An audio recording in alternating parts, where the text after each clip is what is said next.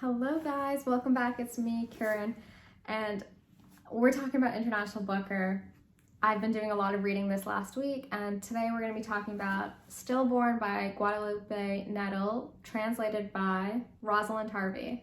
So, once again, per the theme of International Booker 2023, motherhood, mothering.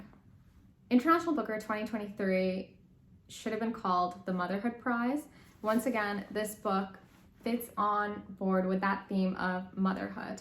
In this novel, we're following two women. We have Alina and Laura. Laura is our protagonist. We're in her first-person narrative through about half of the book, and then the other half she's recounting her friend Alina's path to motherhood. These girls became friends in their 20s, and they bonded over their belief that they don't want to be mothers, that they think motherhood really strips a woman of her agency and, it's too much. So Laura, very early in her life, decides to get sterilized. She will not be able to have children.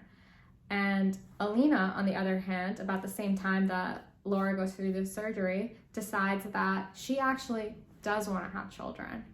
And they are on two different ends of the spectrum. They embark on two different journeys, if you would. Laura, who moves into this apartment complex to finish her PhD, becomes enamored by the pigeons above her roof, and also becomes friends with her next door neighbor, who is a single mother whose son is acting out.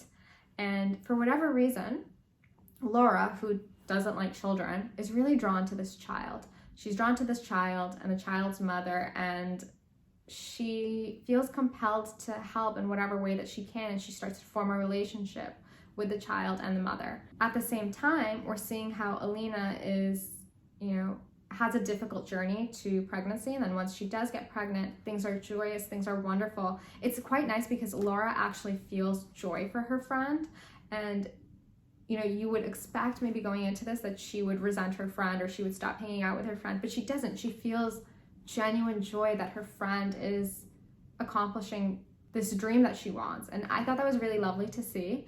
But unfortunately, Alina's pregnancy journey isn't straightforward. About 7 months into her pregnancy, she finds out something.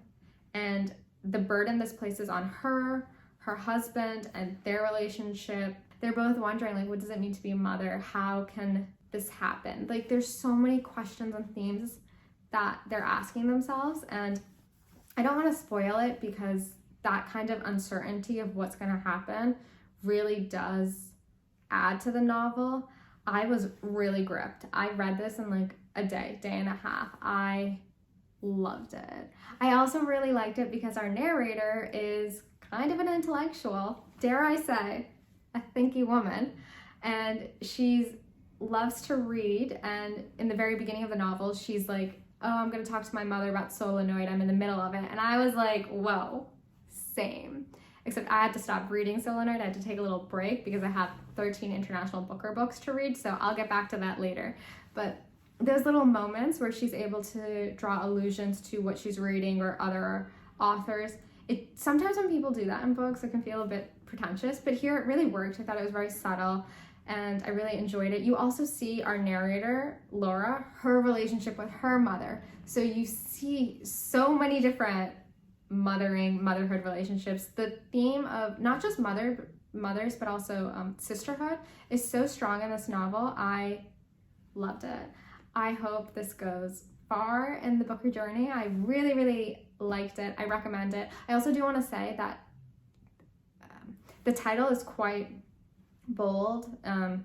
It's a very nuanced, layered title, and also thematically, these are very heavy topics, and I was expecting to be more upset and worried, but I would say that I actually thought the tone of this book is quite pleasant and nice.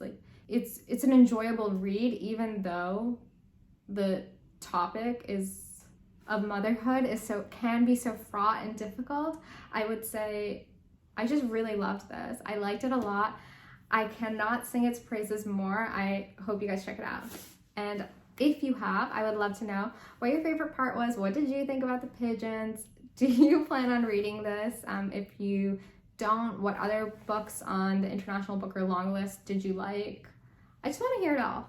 So thank you guys so much for watching, and I'll see you later.